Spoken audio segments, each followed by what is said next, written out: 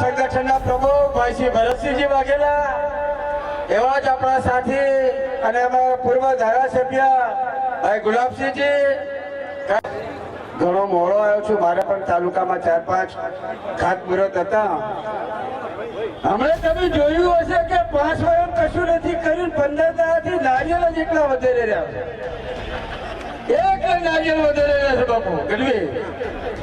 મારા તન તમારા તન બધે 5 વર્ષ કર્યું શું?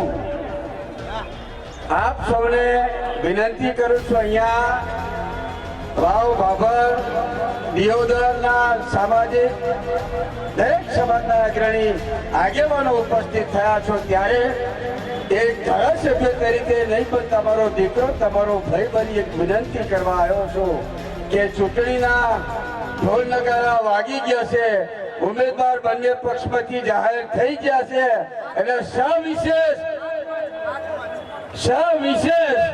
ઠાકોર સમાજને વિનંતી કરું છું, પૈસા પાણીથી પાતળા થઈ જાય, પાણીથી